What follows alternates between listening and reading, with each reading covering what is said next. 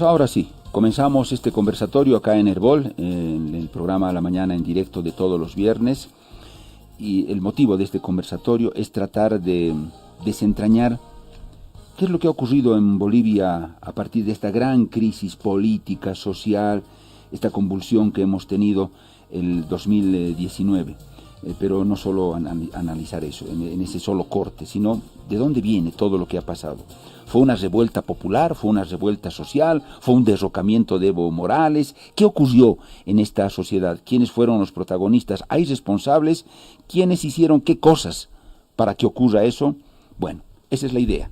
Y van a conversar acá Felipe Mansilla y Raúl Chato Prada. Comenzamos con sus 5 minutos, sus primeros 5 minutos. Don Felipe Mansilla, adelante, por favor.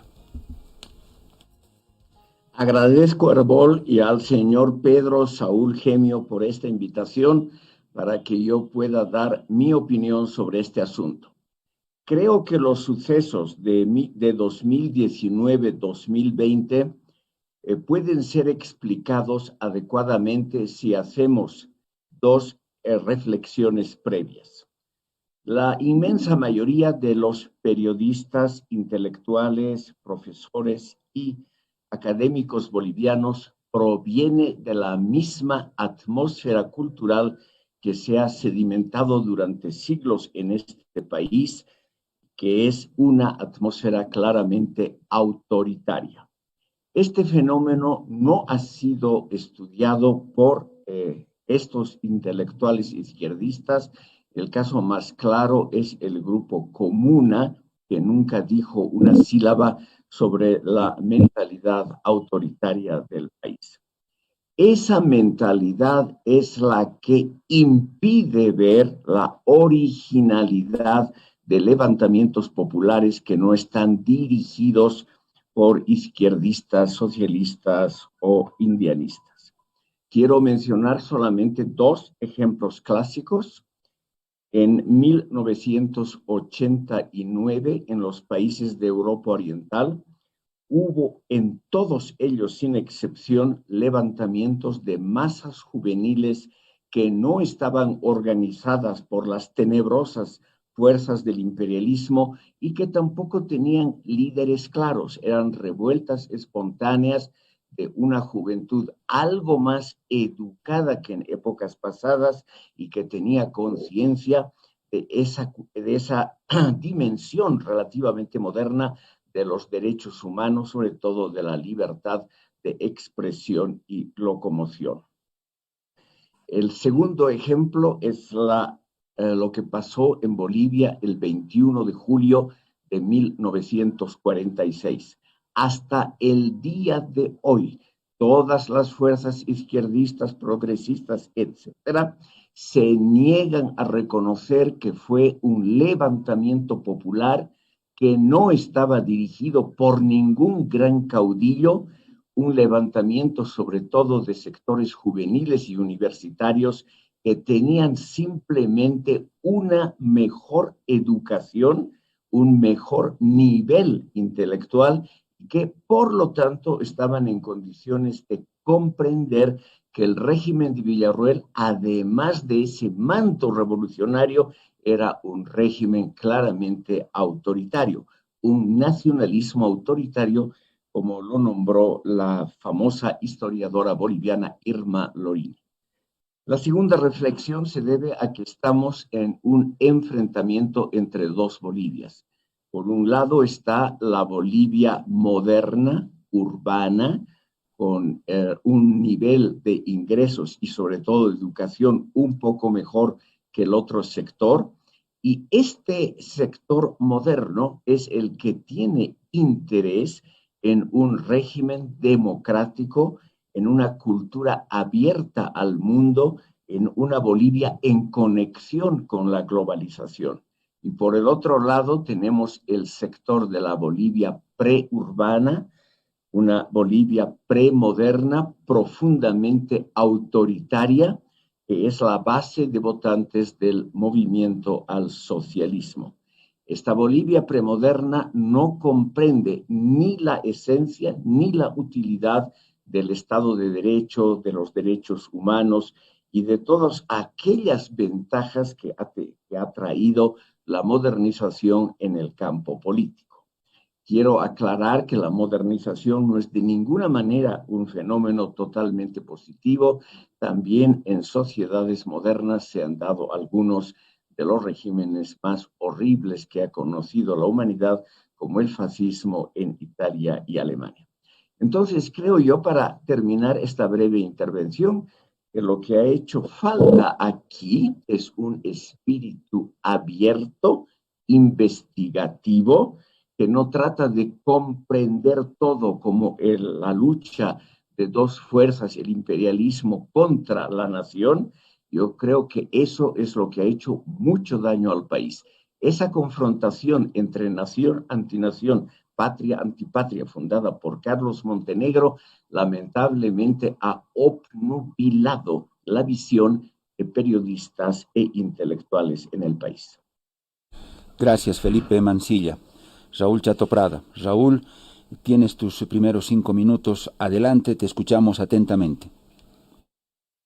Bueno, he escuchado una exposición bastante anacrónica de Hugo Celso Felipe Mansilla, con recortes demasiado puntuales y selectivos de la historia, y obviamente es muy difícil creer que eso es un análisis histórico. Es un análisis tendencioso, conservador, es decir, una posición conservadora que forma parte, digamos, de la formación de Hugo Celso Felipe Mansilla. Para empezar, tenemos que hacer una puntualización muy clara, es decir, aquí estamos ante la crisis de la civilización moderna, que es una crisis de una civilización de la muerte, que en vez de desarrollo nos ha dejado huellas ecológicas. Es decir, para empezar, tenemos que empezar por eso. Y me extraña que este señor, nuestro filósofo boliviano, se olvide de las enseñanzas de Adorno y Horkheimer, precisamente, que son de la Escuela de Frankfurt, que son los primeros en iniciar fundamentalmente una crítica de la modernidad como mito cultural, mito de creer que van a dominar la naturaleza, y mito de las ideologías, mito de que la modernidad no solamente supera, sino que además la modernidad nos ofrece, digamos, un porvenir. Bueno, esa crítica parece haberlo olvidado nuestro querido Hugo Celso Felipe Mansilla, y en ese sentido le es muy difícil entender la historia, no solamente de Bolivia, sino de América Latina y el Caribe, y de la periferia del sistema mundo capitalista.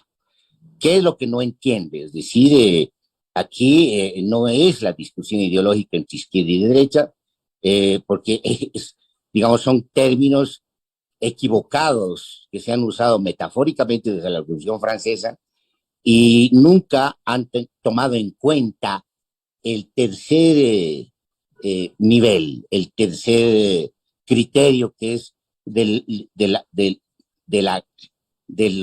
pueblo parisino, de los sans-culottes, de la galera, los que estaban en la galera, que estaban más allá de la izquierda y la derecha, y son los que realmente llevaron adelante la Revolución Francesa. Entonces, ¿qué es lo que no se entiende? ¿Qué es lo que no entiende Hugo Celso Felipe Mansilla? Lo que no entiende es precisamente las otras contradicciones, que no tienen que ver con contradicciones ideológicas, que tienen que ver con las contradicciones estructurales, no solamente del sistema mundo capitalista, sino que tienen que ver con contradicciones estructurales de la civilización moderna. Eso es lo que no entiende. Y obviamente tiene una visión tremendamente sesgada y anacrónica al creer que el problema se reduce a las discusiones entre nación y antinación, entre liberales y izquierdistas. De ninguna manera. Tanto liberales y izquierdistas son tremendamente conservadores, tremendamente ajenos al conocimiento y a la comprensión de realidades completamente distintas. Si algo compartiría con Felipe Celso Mansilla es lo siguiente: es decir, hay evidentemente un alejamiento de la comprensión de la realidad, no solamente de intelectuales, sino en términos, no solamente de los medios de comunicación, sino también digamos, de las instituciones culturales, que no han comprendido, digamos, lo que implica, digamos, el desarrollo, el desenvolvimiento, el despliegue del histórico-político de este continente. En ese sentido, creo que es la literatura la que más ha aportado a la comprensión de América Latina y el Caribe. Es decir, no solamente el boom literario, sino antes y después del boom literario, hemos estado básicamente ante, digamos, lo que podemos llamar el realismo maravilloso o el realismo mágico. Y en ese sentido, ¿qué es lo que no se entiende? Lo que no se entiende es precisamente que estas contradicciones a las que estamos asistiendo son contradicciones sociales, son contradicciones culturales, donde el pueblo a partir de sus propios estratos se levanta contra el círculo vicioso del poder, se tenga versión de izquierda o tenga versión de derecha. Entonces, el conservadurismo y la mentalidad conservadora no puede ver esto porque se ha quedado atrás de la revolución del 52. Perfecto, Raúl. Una pausa y luego nueva ronda y tendrá la palabra Felipe Mansilla. Una pausita, por favor, y vuelve este conversatorio. Ya vuelve. La mañana en directo. Radio Domingo Sabio de Independencia es Herbol, la red multilingüe que une a Bolivia. Continuamos con La Mañana en directo. 10:35 desde una mirada profunda. ¿Qué ocurrió en Bolivia el 2019? Es uno de los cortes, uno de los puntos de inflexión dramáticos, violentos que tuvo nuestra historia, de los tantos que ha tenido. Y en este conversatorio estamos trataremos de desentrañar qué fue lo que ocurrió, por qué ocurrió eso. En una etapa previa, cuál fue el caldo de cultivo, lo que ocurrió en ese momento y las consecuencias posteriores. Felipe Mansilla, filósofo boliviano, está con nosotros. Raúl Chato Prada, escritor crítico, activista ácrata, está con nosotros también. Y ya yo les diré que en la primera ronda he quedado muy sorprendido, muy atento, muy interesado con las cosas que han dicho ambos.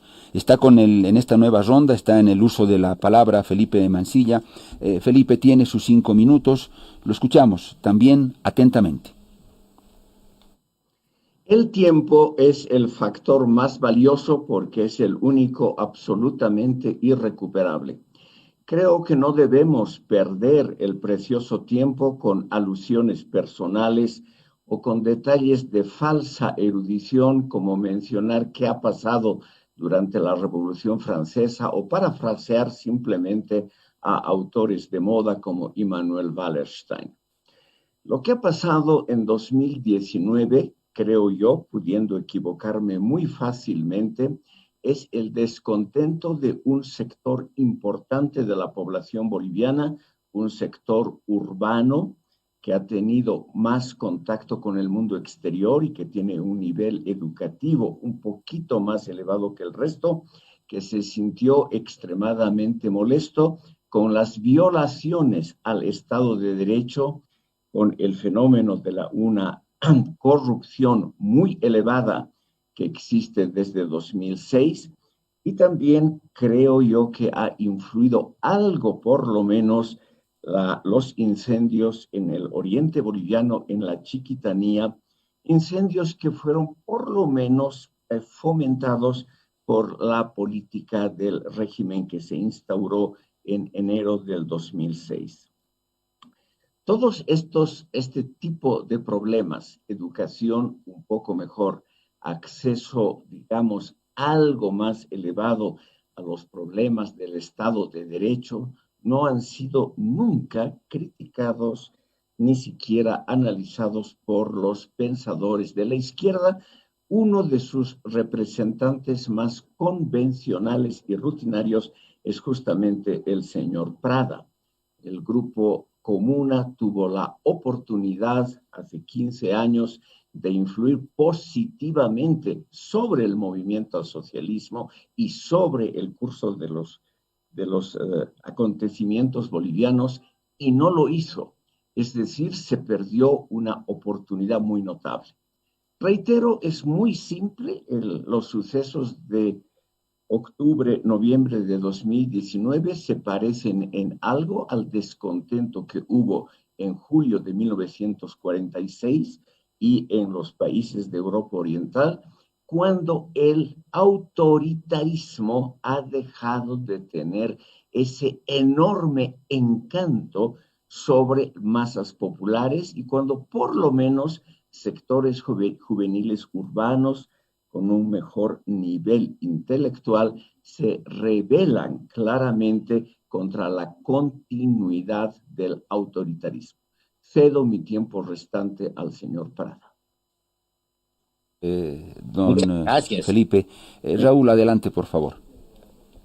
Bueno, no, tienes razón, no vamos a perder el tiempo en otros tipos de consideraciones que no valen la pena. Lo que sí vale la pena es entrar a la nuez del problema. Pero antes veo que Hugo Celso Felipe Mancilla no ha leído Comuna, no ha leído los 15 libros de que ha escrito Comuna, que han sido bastante críticos. Comuna no ha estado en el gobierno, han estado personajes como yo y el Álvaro, pero de manera individual. Y después de Comuna, yo ya no estoy en Comuna, e hice una autocrítica Comuna, hice además una autocrítica al marxismo. No me considero ya marxista, he sido marxista crítico. Creo que hay que salir de esa epísteme de la modernidad, donde también el conservadurismo de Felipe Mancilla está ahí. Pero yendo a la nuez del problema, ¿qué es lo que tenemos? En realidad la crisis empezó mucho antes, empezó con el mismo MAS, es decir, ya las contradicciones que se dan del 2000 al 2005 aparecen entre los movimientos sociales y el MAS. El MAS no es un movimiento social ni es el representante de los movimientos sociales. Eran movimientos sociales diversos. Está la guerra del agua en defensa de un bien común del agua, que se opone a la privatización del agua, y ahí empieza la ofensiva popular. Después de esa ofensiva popular, ¿qué es lo que tenemos? Lo que tenemos es un movimiento indígena o campesino que bloquea 4 ciudades, El Alto, La Paz, Cochabamba, Santa Cruz, durante casi 2 meses, y obviamente restauran, si tú quieres, renuevan o retornan a la idea del sitio, a las ciudades de Tupac Katari. Es una contradicción entre, digamos, lo que podemos llamar el desenvolvimiento anticolonial contra, digamos, lo que queda de la colonialidad en un Estado-nación anacrónico que se llama república y nunca ha sido república. Entonces, que tenemos un movimiento que empieza con victorias políticas contra el proyecto neoliberal. Un proyecto neoliberal que estaba completamente al servicio de un criterio demasiado elemental, ni siquiera liberal, un criterio de oferta y demanda reducido al mercado, una realidad mucho más compleja. Los liberales estaban más avanzados que los propios neoliberales en términos de la comprensión de la realidad. Y después empieza, después de las elecciones del 2002, donde más es la segunda fuerza, pero no por mérito propio, sino porque no había otra fuerza que estaba compitiendo. Es decir, los movimientos sociales nunca apostaron de ninguna manera a las elecciones, sino apostaron por la Asamblea Constituyente, que ya debía haberse dado en 2002. El MAS con la derecha se coaligan, imponen elecciones, así de simple. Y se vota por el MAS porque era el más menor, para decirlo en términos muy sencillos y no correspondientes. Entonces, después de eso, después de que el MAS está en el Parlamento, ya empiezan contradicciones muy fuertes contra el MAS. Es decir, el MAS hace una marcha de Caracollo a San Francisco, donde pide el 50% frente al 18% que tenía el Estado de los hidrocarburos. La derecha propone el 38% y el Alto propone, y la movilización propone la nacionalización. Ahí están las contradicciones. Cuando llega el MAS al Alto, en el Alto, los del Alto azotan al MAS, los interpelan y les dicen: nosotros hemos peleado por la nacionalización y nosotros hemos aprobado la agenda de octubre, que la agenda de octubre se resume a la nacionalización de los hidrocarburos y a la convocatoria a la Asamblea Constituyente. Cuando llega el MAS a San Francisco, el Evo ya no habla del 50%, sino habla sencillamente de nacionalización. ¿Pero qué estaría entendiendo? Después entendemos lo que el MAS ha entendido por nacionalización. El MAS entiende por nacionalización la desnacionalización mediante los contratos de operaciones. Lo que ellos han hecho cuando llegan al gobierno es todo lo contrario, es desmantelar la Constitución, desnacionalizar, entrar a un régimen de regresión, de restauración y después de decadencia. El problema no empieza el 2019, el problema comienza ya el 2010 con el gasolinazo, cuando el pueblo se levanta contra la medida del gasolinazo. Y ahí va a caer ahí Evo Morales. Y después se sitúa en el conflicto del Tignis, donde se enmascara un gobierno antiindígena. Eso es el MAS, un gobierno antiindígena en el Tignis. Y después viene el conflicto por el Código Penal. Y después son 2 elecciones de magistrados que pierden el referéndum.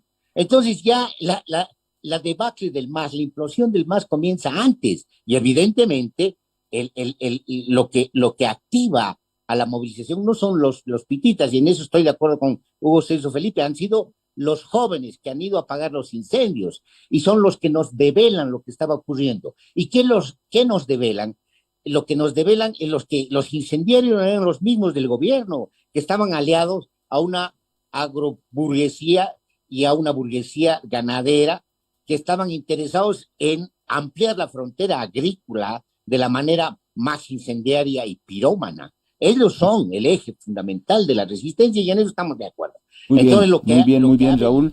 Les voy a pedir siempre el control del tiempo. Felipe Mansilla tiene el turno en el uso de la palabra. Adelante, Felipe. Creo que hemos establecido una cierta unanimidad parcial entre el señor Prada y mis modestas exposiciones. Evidentemente, los problemas de 2019 empiezan antes, pero esa es una verdad de perogrullo. Todo siempre tiene alguna raíz anterior. Yo supongo que las raíces del problema están mucho más atrás. Están sobre todo en una cosa que no se puede negar, la discriminación que durante siglos han sufrido las etnias. Y esta discriminación no va a terminar rápidamente porque las etnias indígenas del país no tienen una verdadera alternativa programática al programa de modernización. Son justamente algunos sectores de las etnias, las nuevas burguesías ascendentes, sobre todo de origen aymara, las que son los principales beneficiarios del régimen instaurado en enero del 2006 y los que también son partidarios de mantener esa cultura política del autoritarismo, es decir, la falta de la capacidad de pensar de las masas populares. En lo que no estoy de acuerdo con el señor Prada es en el enaltecimiento de lo que él llama abstractamente el pueblo. Eso, por suerte, no existe en la realidad. En la realidad lo que existen son millones de personas individuales con sus deseos, sus anhelos y, sobre todo, con sus temores. Y esos temores son los que son manipulados muy exitosamente por aquellos que saben manejar símbolos. Y en eso el gobierno del MAS ha mostrado realmente una virtuosidad muy alta. Entonces, lo que tenemos en realidad aquí en Bolivia es un fenómeno altamente complejo que no puede ser reducido a la lucha del pueblo, ente abstracto, contra el imperialismo, también ente altamente abstracto, sino con muchos problemas que a veces se conjugan, como fue el caso de 2005, 2006 o 2019, y al conjugarse estallan socialmente en explosiones que a veces tienen algunos resultados políticos.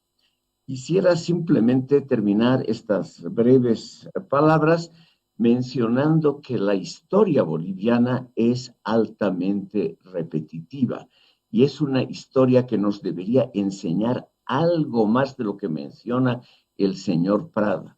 Cada 30 años este país tiene la mala suerte de caer bajo regímenes populistas, como fue el caso de 1952, 1982 y 2006.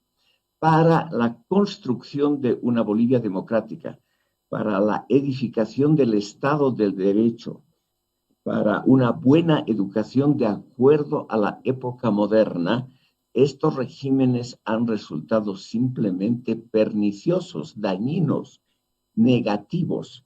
Y lamentablemente hay que reconocer que esos tres regímenes, 52, 82 y 2006, han contado con una enorme popularidad. No se debe poner en juicio la legitimidad de estos regímenes, pero es la legitimidad de aquellos que no saben de lo que hablan. Quiero mencionar un hecho muy interesante.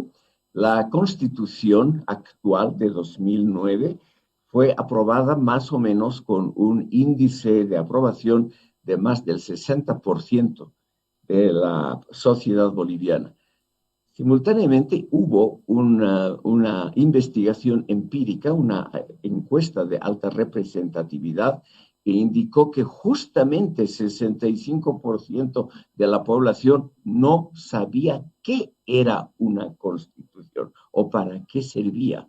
Por lo tanto, lo que tenemos es lamentablemente una masa premoderna con un nivel político muy bajo que no tiene capacidad de pensar por cuenta propia. Gracias, Felipe. Raúl Chato Prada, adelante con tus 5 minutos, por favor. Ya, bueno, la historia obviamente es larga, hay ciclos largos, ciclos medianos y ciclos cortos, hay una historia reciente, pero nunca hay que olvidar, digamos, el ciclo largo de la historia, en eso estamos de acuerdo, pero ¿qué estamos entendiendo por el ciclo largo de la historia? Ese es el tema fundamental. Para empezar, es decir, aquí lo que está en crisis no solamente es el sistema mundo moderno, sino lo que está en crisis es fundamentalmente un círculo vicioso del poder, sea de derecha o de izquierda. Lo que se ha demostrado a lo largo de la historia, sean de izquierda o de derecha, o liberales o socialistas, o neoliberales y neopopulistas, en realidad en el gobierno lo que expresan más son analogías que diferencias, es decir, ejercen el poder, ejercen las dominaciones polimorfas. Eso es lo que está en cuestión. Y no se puede ser ecuánime, mi querido Hugo Celso, solamente mirando, digamos, la crítica a lo que ocurre en lo que tú consideras que es izquierda o populismo o autoritarismo. No, hay que mirar a ambos lados, porque la crisis estaba por ambos lados. En Bolivia, la crisis comienza con el liberalismo, es decir, con la propia república, con la propia constitución de Bolívar, es decir, no solamente en Bolivia, además en Ecuador y en el Perú. Marie de Melas hace una investigación muy linda, La invención política, donde nos muestra que estos aparentemente regímenes liberales lo que hacen es instaurar un liberalismo oligárquico, un liberalismo gamonal, que excluye a las grandes mayorías de la población. Eso no es liberalismo, lo que se impone es un colonialismo, la continuidad de la colonialidad por una casta que se llama liberal. Entonces, esa es la historia, y que se llama, después viene la crisis de los caudillos bárbaros, y después viene de la guerra civil, de la guerra federal, vienen los regímenes liberales. ¿Y qué hacen los regímenes liberales? Es avanzar contra las tierras de comunidades indígenas, es arrasar en el altiplano con las comunidades indígenas, es instaurar regímenes de terratenientes sobre la base de la violencia. Eso también es autoritarismo, mi querido Hugo Celso Felipe. Y además el autoritarismo tiene una polisemia, hay distintas tonalidades de autoritarismo. Hay regímenes autoritarios liberales. El autoritarismo sencillamente es cómo se administra las leyes y cómo administran las leyes los ilegalismos, cómo legitiman los ilegalismos. Tenemos el ejemplo en el mundo, inclusive en los países desarrollados, de usos del liberalismo, de los regímenes liberales tanto en las versiones del estado de bienestar como en los liberales y los neoliberales, este uso autoritario. Pero por otra parte, obviamente, hay que ir más lejos, hay que ir mucho más lejos.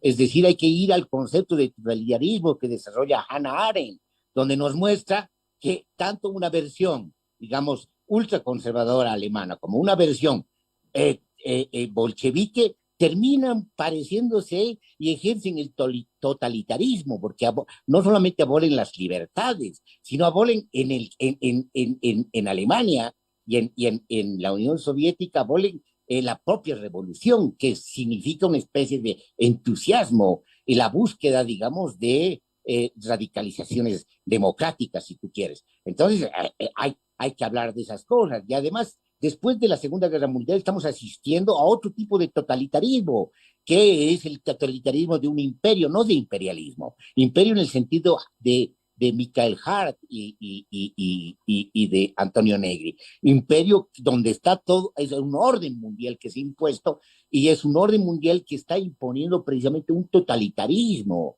Y ahora estamos asistiendo en plena pandemia a un tipo de control cibernético, control comunicacional, que también abole las libertades. Hay que actualizarse, Celso Felipe. Tenemos coincidencias, pero para poder dialogar, para poder debatir, es indispensable hacer fluir las consecuencias de lo que estamos diciendo. Perfecto. Segunda, hemos llegado hasta la tercera ronda y vamos a tener todavía, yo creo, unas 2 o otras 3 rondas más.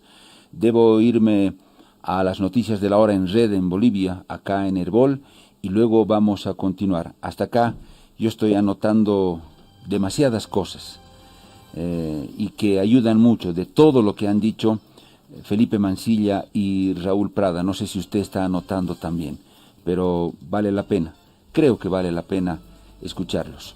Volvemos. La vida fluye, nadie nos detiene.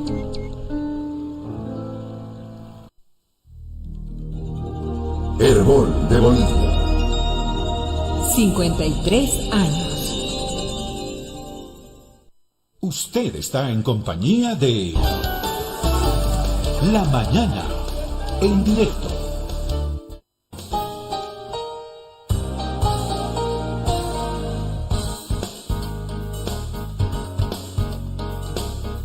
De la mañana con 8 minutos. No siempre tenemos la oportunidad, cada día fuera bueno escuchar a Raúl Prada o escuchar a HCF Mansilla hablando del país y así de manera pública. Por lo tanto, creo que hay que aprovechar y apuntar muchas de las cosas que están diciendo. Ambos están invitados en el conversatorio. Tienen discrepancias, pero también han mostrado tener coincidencias en la lectura del país. Y yo en lo personal he anotado ya muchísimas de las cosas que ambos han dicho hasta acá. Estamos tratando de desentrañar desde una lógica mucho más amplia, más integral, lo que ha ocurrido el 2019 en Bolivia y por qué hemos llegado nuevamente a ese punto de quiebre y de convulsión los bolivianos. Nuevas rondas, a continuación vamos a tener de manera corrida 2 rondas, vale decir, 2 intervenciones de 2 rondas en las que van a participar nuestros invitados y luego recién haremos una pausa. Está con el turno en el uso de la palabra de esta nueva ronda Felipe Mansilla. Felipe, adelante, tiene sus 5 minutos. Creo que debemos volver al tema planteado por el señor Pedro Saúl Gemio, es decir, tratar de desentrañar las causas del levantamiento popular de 2019. Yo supongo, pudiendo equivocarme fácilmente, que lo esencial es ver una contraposición entre 2 grandes sectores de la población boliviana, como ya dije, siendo todavía mayoritario el sector que podríamos calificarlo como tradicional, conservador, en el sentido de preservar rutinas y convenciones que vienen de muy atrás, que es el sector que alimenta a los votantes del movimiento al socialismo. es en general un sector menos educado en términos relativos, con menos información y menos contacto con el mundo exterior que el sector que podríamos llamar premoderno de la sociedad boliviana. Este sector premoderno es lamentablemente manipulable. Tiene una educación relativamente mala en términos internacionales y es proclive a ser naturalmente manejado por los que saben manipular símbolos, personas y retórica. Y en eso el MAS, por eso yo también lo calificaría como un movimiento conservador, el MAS preserva rutinas que vienen de muy atrás. En lugar de fomentar una educación crítica, el MAS lo que ha hecho es volver a lo más tradicional de la sociedad boliviana. Desde la época colonial hay numerosas críticas acerca del mal funcionamiento del Poder Judicial y de la Fiscalía. En el Archivo de Indias en Sevilla, que acumula una enorme cantidad de material escrito, más del 90% de todos los papeles son quejas sobre el funcionamiento corrupto en el plano ético e ineficiente en el plano técnico del Poder Judicial y de las fiscalías. El MAS, como lo hizo el MNR en 1952, ha cementado, fomentado este funcionamiento deficitario del Poder Judicial porque corresponde precisamente a sus intereses. Yo quisiera aquí señalar que apruebo y me alegro mucho de la autocrítica que ha hecho el señor Prada en esta transmisión. Siempre es algo traumático y doloroso el tener que reflejar el pasado, pero creo que le ha faltado un punto. Cuando él y su grupo tuvieron influencia sobre la opinión pública y sobre el gobierno en los comienzos del movimiento al socialismo, no movieron un dedo por mejorar una educación crítica de las masas y en realidad lo que hicieron fue fomentar las tradiciones conservadoras del país, como es lo ya señalado, la subordinación del Poder Judicial al Poder Ejecutivo. O sea, en función práctica, no en el campo de la teoría, donde naturalmente son muy brillantes, pueden ser muy actualizados, hacen gala de nombres y datos de teorías naturalmente totalmente ajenas a Bolivia, pero que tienen un brillo internacional. Cuando pasamos al plano de la praxis cotidiana, estos intelectuales lo que hacen en realidad es dar su aporte a la consolidación del espíritu autoritario, convencional, prebendalista y profundamente conservador de la nación boliviana. Cedo mi tiempo al señor Prado. Raúl, adelante con tus 5 minutos. Por favor, te escuchamos. Bueno, Hugo Celso, otra vez estás muy parcializado. Yo creo que para ser objetivo hay que tener un panorama completo. Desde el autoritarismo está cristalizado en los huesos del liberalismo en América Latina y el Caribe. Es decir, eso no puedes negar de ninguna manera. Es decir, podemos básicamente hacer una revisión histórica. Te aconsejo leer el libro El Príncipe Mestizo de una mexicana, que es donde precisamente expresa lo que tú que estás tratando de expresar, pero no lo has expresado muy claro. Es decir, hay, lo que se forma aquí en la independencia es un Estado corporativo, es un arreglo entre distintos sectores, que es la base del clientelismo. Es decir, lo que se ha formado aquí es otra cosa. Es decir, vos estás haciendo apología del liberalismo, de un liberalismo gamonal. Es decir, tú estás en apología de la continuidad del colonialismo. Y a eso le llamas liberalismo. Eso es muy conservador, mi querido Hugo Celso. Felipe, eso es... No he mencionado la palabra liberal ni liberalismo en ningún momento.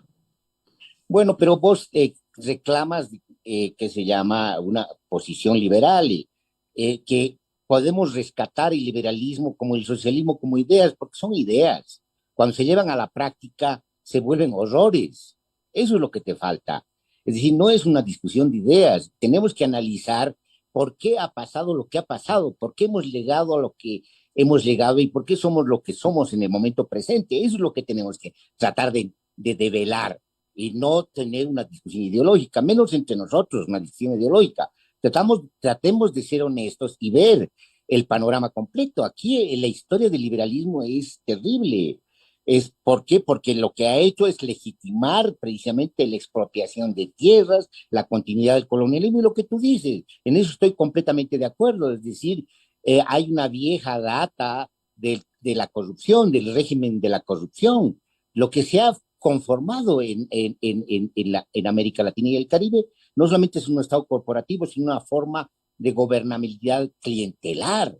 Ahora, que los gobiernos populistas sean los que más han desarrollado el clientelaje, porque después del entusiasmo, al demostrar que no podían cambiar el país, la sociedad, lo que van a hacer es recurrir a expandir el clientelismo para el control del poder. Pero aquí la forma clientelar la han compartido liberales y no liberales. El conservadurismo que tú reclamas está en los liberales como en los no liberales. Ambos no aprenden las lecciones y sobre todo la casta política no aprende las lecciones. Cuando llegan al gobierno vuelven a repetir los mismos errores, no hay autocrítica, no hay un balance crítico. A ver, el gobierno de transición, ¿qué es lo que hace? Se van a reclamar de neoliberales. ¿Qué van a hacer los del gobierno de transición? Van a hacer exactamente lo mismo que hicieron los liberales anteriores. Los neoliberales anteriores lo que hicieron es crear un costo social demasiado alto que ha provocado una insurrección social. Y el gobierno de transición lo que hace es como si no hubiera pasado nada, comete los mismos errores, tanto por el lado de la izquierda como por el lado de la derecha, por el lado neopopulista como por el lado neoliberal, no aprenden las lecciones. Es decir, ambos son tremendamente conservadores. Bueno, yo no sé si sirve tu concepto ese de premoderno. Es decir, la modernidad es algo que nos ha abarcado a todos y la modernidad se instituye después de la conquista de Tenochtitlán. La modernidad es un invento mexicano, mi querido Hugo Silva Felipe Mancilla. Es cuando el mundo es mundo, cuando el sistema mundo es mundo, cuando el 80% de los vegetales que comemos salen de la meseta mexicana, cuando se lleva la papa del mundo andino al resto, cuando se traen los caballos del mismo, es decir, cuando se integran los mares, es después de Tenochtitlán. Es decir, los que abrimos la caja de Pandora, que vos haces apología del sistema moderno, es en este continente ha abierto la caja de Pandora. Y lo que tenemos que hacer es cerrar esa caja de Pandora, porque esa caja de Pandora es la civilización de la muerte. La civilización moderna es la civilización de la muerte, que solo puede haber desarrollo a costa de los ecosistemas, a costa de la muerte de las especies. Es decir, la contradicción fundamental no es entre proletariado y capital, no es ni siquiera entre pueblos y capital, aunque sea una palabra demasiado general, como tú dices, es entre vida y capital, vida y modernidad. Y vos estás teniendo una posición apologista, demasiado inocente de la modernidad. Así no vas a llegar, vas a llevar tus críticas. Hay críticas que yo comparto tuyas, no vas a llevar a las consecuencias finales. Es decir, tú te limitas y te inhibes en tu propia crítica y solo quieres atacar a unos y no a todos. Y todos comparten este dilema. Entonces, aquí, para responderle al Pedro, porque tenemos que responderle al Pedro, aquí lo que hay es una crisis de la forma de clientela, de la forma de gubernamentalidad clientelar. Eso es lo. Y está en crisis el círculo vicioso del poder en sus versiones liberales, no liberales, en sus versiones neopopulistas y en sus versiones neoliberales. Está en crisis todo el sistema, porque todo el sistema ha implosionado, porque es una ficción, hay una ilusión del poder. Lo que han hecho precisamente es institucionalizar la corrupción institucional y la corrupción galopante. Es decir, lo que estamos asistiendo precisamente a la demolición del porvenir. Entonces, eso es lo que está en crisis. Y si queremos salir de esta crisis, debemos hacer una crítica que va más lejos, pues, de una discusión ideológica, es decir, y no confundir las ideas con la realidad. Las ideas son ideas, sirven solo para orientarnos, para Pero, nada más. Perfecto, perfecto, Raúl. Siempre, por favor, los 5 minutos. Felipe Mansilla, su turno, adelante. Bueno, creo que debemos simplemente aterrizar en la temática que señaló originalmente el señor Gemio y no hablar de la modernidad que empieza en Tenochtitlán y otras ideas que suenan muy bien para oídos inexpertos. Siempre ha habido aquí en Bolivia, como en toda América Latina, la tentación de la retórica y lamentablemente el grupo Comuna no es la excepción. Esa retórica brillante, pero hueca, que en el fondo no dice nada sobre asuntos concretos.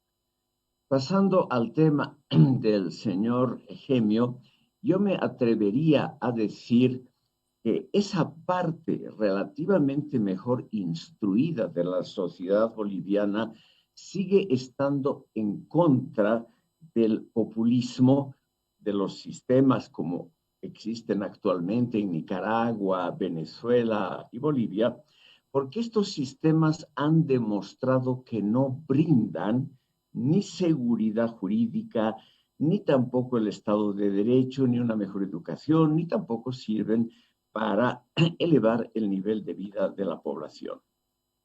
Los izquierdistas hablan mucho de las maldades del imperialismo desde un comienzo, como hemos escuchado largamente al señor Prada. Todo aquello está muy bien, suena perfectamente, porque representa precisamente los prejuicios de la sociedad.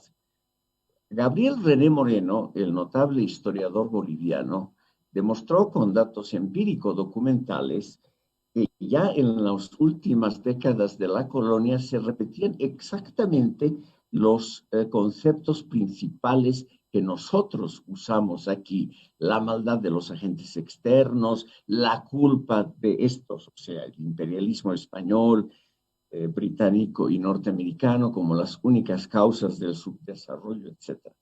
Todas estas ideas con esos argumentos postmodernistas que desarrolla brillantemente el señor Prada, todos esos argumentos son muy populares porque corresponden claramente a los prejuicios que tiene la población sobre la historia.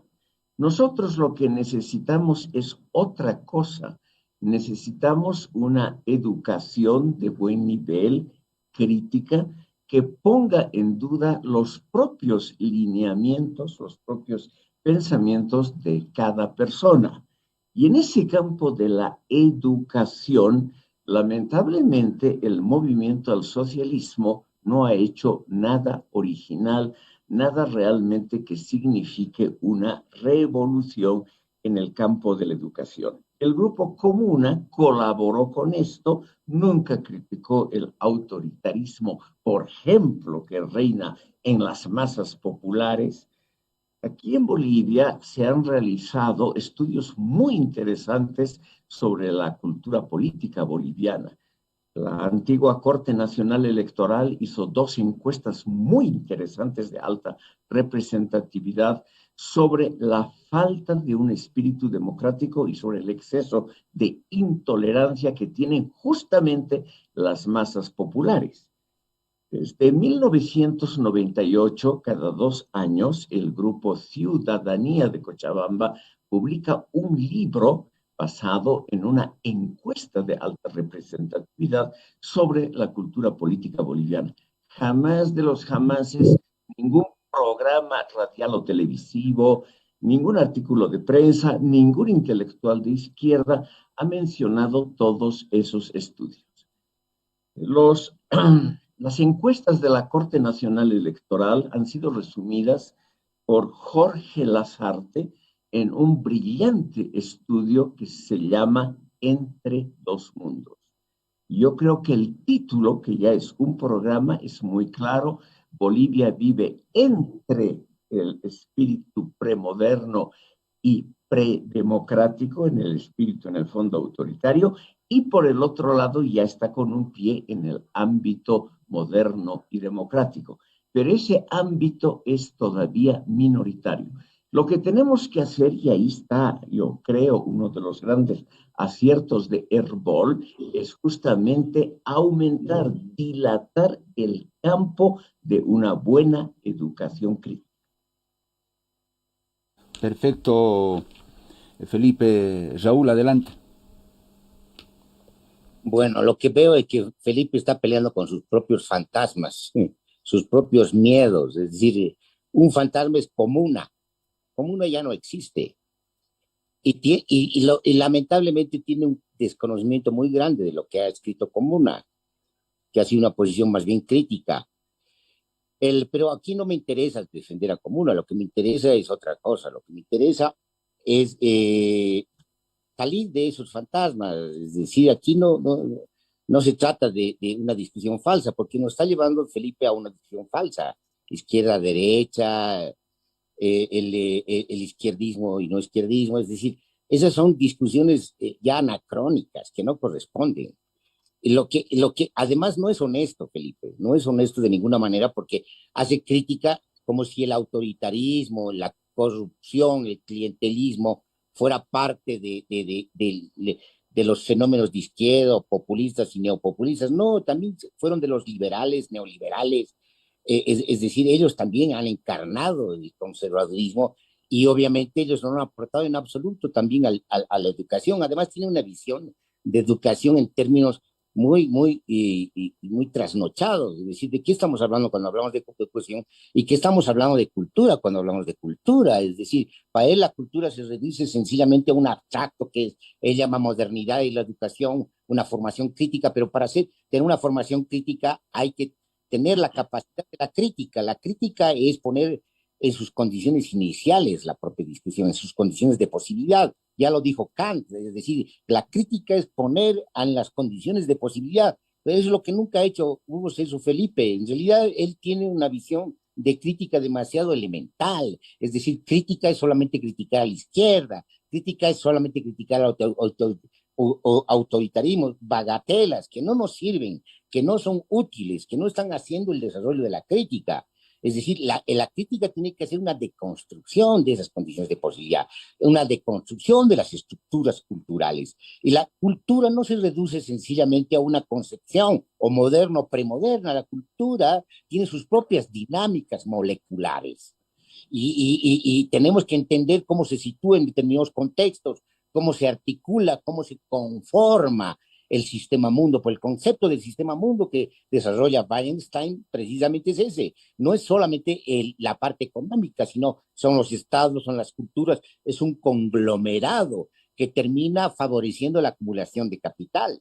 Que en ese sentido habla de cultura y habla de sistema mundo, Wittgenstein. Entonces, de lo que se trata precisamente es de llevar la crítica, digamos, a sus consecuencias más constructivas, más creativas, porque de lo que se trata es de conocer, de comprender, de entender, de develar lo que está oculto y por lo tanto de liberar la potencia creativa humana. Y en ese sentido tendría que ir una educación crítica, pero no, aquí no nos ofrece sencillamente un programa de un Ministerio de Educación que debería mejorar el presupuesto y que se llama, además de mejorar el presupuesto, mejorar, atender más la educación. ¿Pero en qué sentido? En el sentido demasiado abstracto y anacrónico. Y por otra parte, habla de posmodernidad, cosa que es muy trasnochado. El mismo Lyotard ha renunciado al concepto de posmodernidad. No existe la posmodernidad.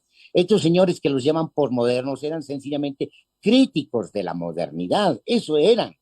Y lo que tenemos ahora es la continuidad de la modernidad, solo que la continuidad de la modernidad en su propia crisis, en su propia clausura. Lo que no se ha enterado Hugo Celso Felipe, que estamos en plena clausura de su civilización moderna y que necesitamos precisamente para resolver la crisis múltiple, ecológica, lo que tenemos que hacer es salvar la vida, salvar los ecosistemas y por lo menos intentar salvar a la humanidad, porque la vida puede continuar si la humanidad si sigue avanzando con esta destrucción moderna, ¿no? De la vida y de las ecologías, de los ecosistemas. Es decir, lastimosamente, Hugo Celso deja a medias la crítica, tiene una visión demasiado inocente, demasiado escolar de la crítica y no saca las consecuencias que debería sacar. Y lo peor es que no es honesto, porque precisamente hace solamente una selección de sus referentes de la crítica y no hace una crítica al conjunto. Y además al conjunto no solamente de las periferias del sistema mundo, sino de los países del centro, donde también se han mostrado actos de corrupción, formas de corrupción que están precisamente institucionalizadas. Es decir, estamos asistiendo precisamente a la necesidad de una comprensión global y dinámica de la complejidad de lo que es el mundo y a su propia clausura. Entonces yo Muy le bien. pido, digamos, a Felipe Estaremos, bueno, nos toca la pausa y al volver ya la parte final, esperemos ya en esta parte final terminar de redondear qué ha ocurrido en Bolivia el 2019, con toda la fase previa, el hecho como tal y las posteriores consecuencias. Esto en lo que ahora estamos enfrascados y hasta perdidos, diría a veces, de si golpe, no golpe, ¿qué viene a ser? Es una mera, una cortina, ¿no? No sé, o como cuando uno en una piscina muy grande pone encima un pato de hule, que flota ahí. Lo que está en el fondo de la piscina, muy al fondo, es otra cosa que hay que buscar y descubrir. No lo sé. Al retornar, la última parte. Ya vuelve. La mañana en directo. Continuamos con La mañana en directo.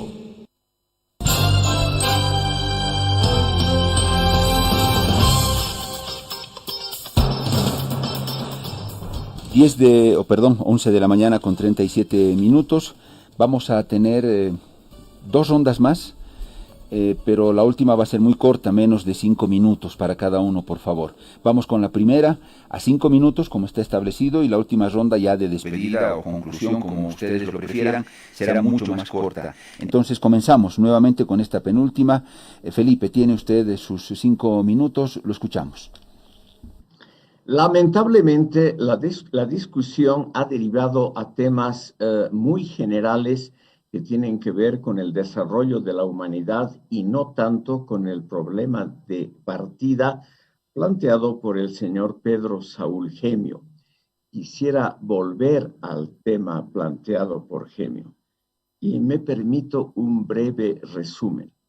Creo yo que los sucesos de aquellos años tienen que ver con el descontento de esa parte relativamente educada de la población boliviana que estaba molesta con los actos de corrupción, incendios forestales, desacato a las leyes, por ejemplo, al famoso plebiscito del 21 de febrero, y otros actos típicos de gobiernos populistas y autoritarios que ya no gustan a esa parte más o menos educada de la población boliviana. Reconozco que ese sector es todavía minoritario en el país. Pero algo similar, la contraposición entre dos sectores sociales, se vive, por ejemplo, hoy en las elecciones en el Perú. Es decir, en todo el tercer mundo hay algo similar. Y lamentablemente las fuerzas que podríamos llamar, con un término equívoco, conservadoras, o sea, las que preservan y mantienen rutinas y convenciones que vienen de muy atrás, pero que están revestidas por un manto rojo de la revolución, de la renovación, etcétera, esas fuerzas son todavía mayoritarias. En 2019 hubo una explosión de la indignación de estos sectores mejor educados que fue causada probablemente por un mal manejo del proceso electoral y naturalmente por la poca confiabilidad del entonces Tribunal Supremo Electoral. El resto es más o menos conocido y no amerita una nueva discusión. Nuevamente cedo mi tiempo a disposición al señor Prada. Gracias, Felipe. Raúl, corren tus 5 minutos. Bueno, tengo que agradecer a Hugo Celso Felipe que me dé tiempo. Gracias, Felipe. Bueno, concentrándonos en tu pregunta, Pedro, creo que es indispensable poner los puntos sobre las IES. Es decir, no se puede decir que el levantamiento del 2019 se debe a la población educada. No sé qué está entendiendo Hugo Celso Felipe por población educada. Es decir, hay una visión muy discriminadora, muy conservadora, muy gamonal de parte de Felipe. No podemos olvidarnos de que, como yo había dicho antes, de que toda esta resistencia ante el gobierno neopopulista de Evo Morales comienza contra el gasolinazo y después tiene un conflicto en el Tibnis, es decir, hay un levantamiento de los pueblos indígenas de la Amazonía con apoyo de los pueblos indígenas de tierras altas, y después, digamos, continúan, es decir, hay movimientos sociales que son posteriores al 2005 que ya están en contra del gobierno neopopulista. Entonces, tenemos que hacer básicamente un análisis de todos los que han intervenido, y ahí obviamente no solamente tenemos la hemeroteca de lo que nos han informado los periódicos, sino también tenemos las investigaciones que se han venido haciendo desde el conflicto del gasolinazo y sobre todo en el Tibnis, donde precisamente se ha dado lugar a una datificación, a testimonios, encuestas de todo el problema, y después vamos a asistir precisamente a todos los problemas y los conflictos en torno a los parques nacionales. Entonces, tenemos pues que se llama un conjunto de sectores sociales que intervienen como resistencia al poder, porque lo que está resistiendo es al poder, a estructuras del poder, no solamente, digamos, a un gobierno específico neopopulista, ¿no ve? Entonces, y también, digamos, el que estén contra el neopopulismo no quiere decir que no estén y no hayan estado contra los regímenes neoliberales, que parecen enaltecer y olvidarse del análisis Hugo Celso Felipe. Entonces, es decir, también lo están, es decir, las resistencias son contra las distintas estructuras de poder, contra las distintas dominaciones que se expresan tanto en sus versiones neoliberales o en sus versiones de izquierda, en sus versiones neopopulistas o en sus versiones neoliberales. Es decir, aquí lo que hay precisamente es una constante contradicción entre una sociedad que requiere no solamente educación, sino requiere que se satisfagan una serie de demandas, una serie de necesidades, pero también que se cumplan con sus derechos, es decir, que están constitucionalizados, y además no solamente derechos en el sentido individual, derechos civiles y políticos, sino derechos del trabajo, derechos sociales, derechos colectivos, y ahora derechos de la naturaleza. Es decir, estamos precisamente asistiendo entre una contradicción entre Estado y sociedad. Lo que está en cuestión es el Estado mismo, que parece defender solo que el Estado de una manera. El Estado de Derecho también es una idea, pero que nunca se ha cumplido, ni siquiera en Estados Unidos se ha cumplido el Estado de Derecho. Es decir, el Estado de Derecho es una idea, es un propósito jurídico-político, es parte de la ideología jurídico-política, pero cuando intervienen los poderes, las fuerzas, distorsionan todo eso. Entonces tenemos que entender lo que ocurre en términos del ejercicio del poder.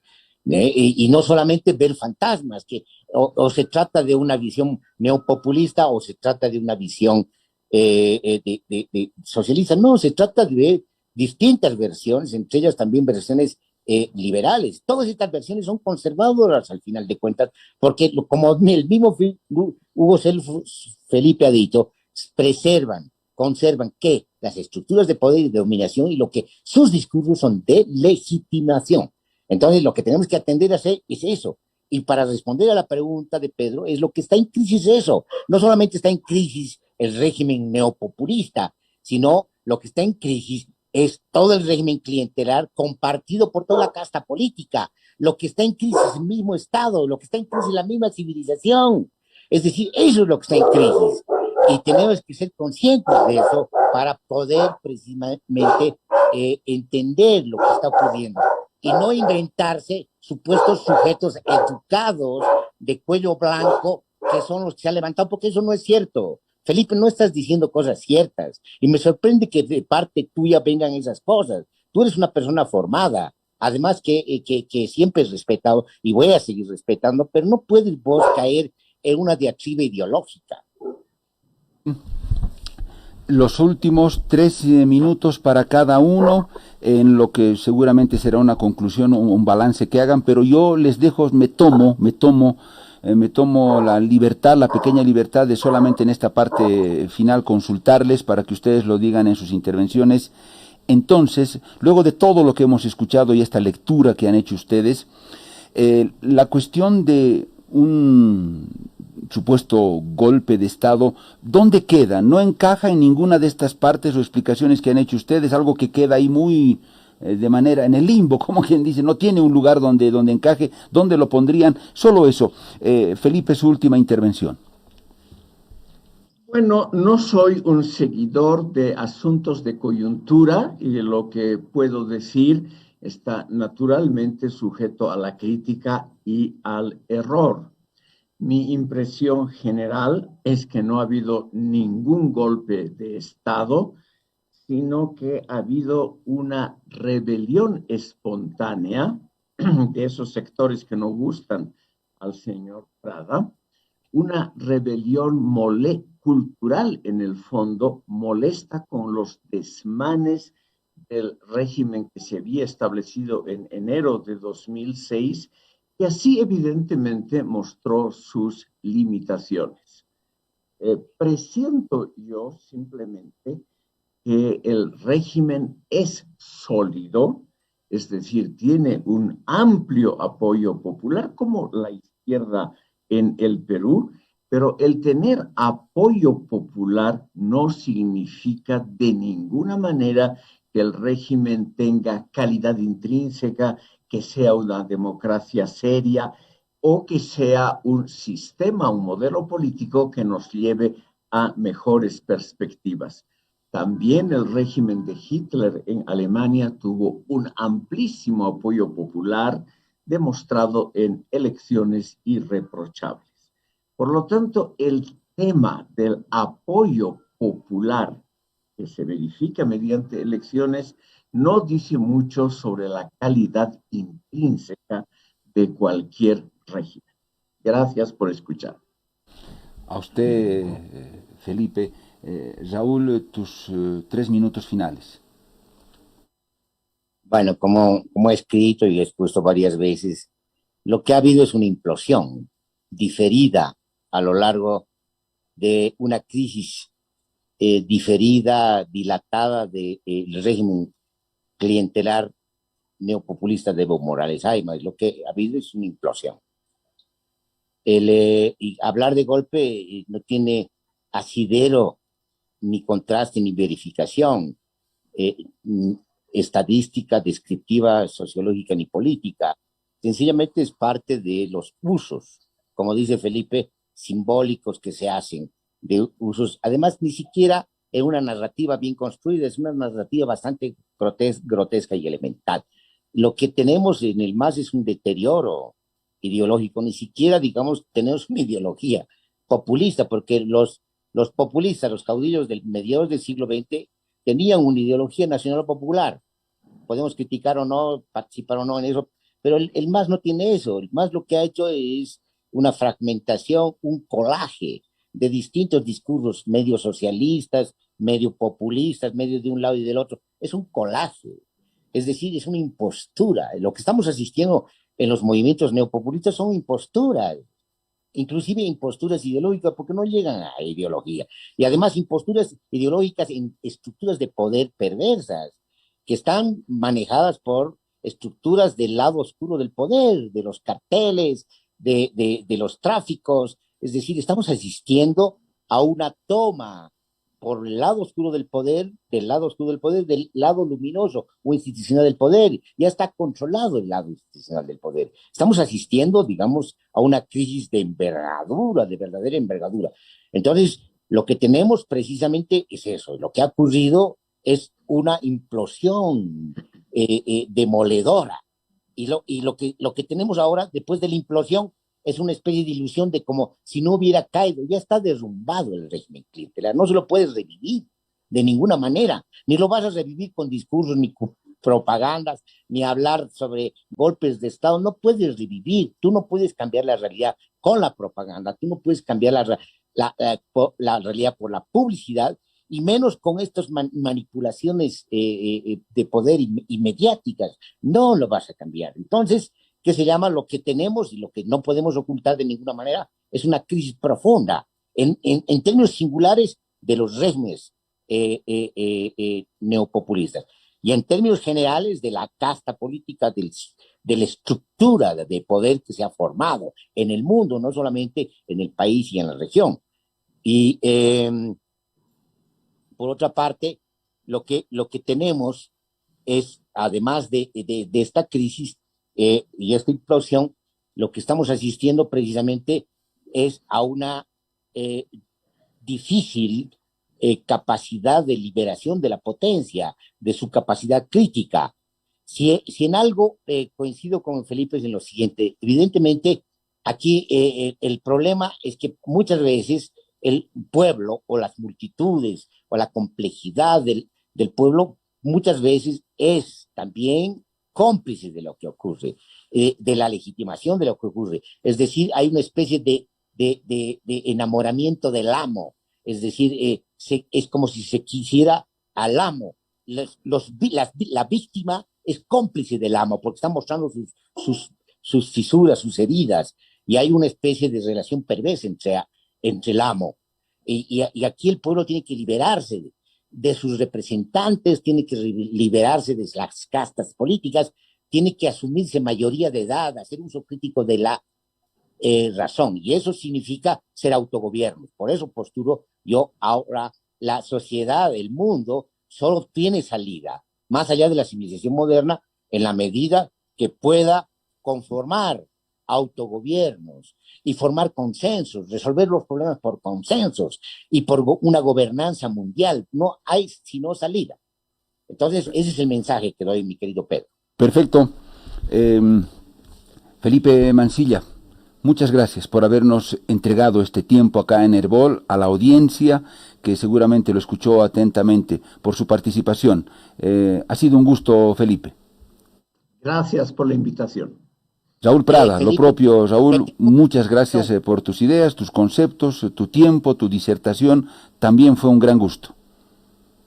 Ya, si me das la oportunidad, le invito un café a Felipe para seguir la conversación. Con todo gusto, con todo gusto. Muy bien. Perfecto. Gracias. Gracias a Raúl Prada y a Felipe Mansilla por esta exposición que creo que, más allá de las diferencias que ellos tienen, pero creo que muy interesante respecto de lectura, pero lectura profunda del país. Una pausa y volvemos.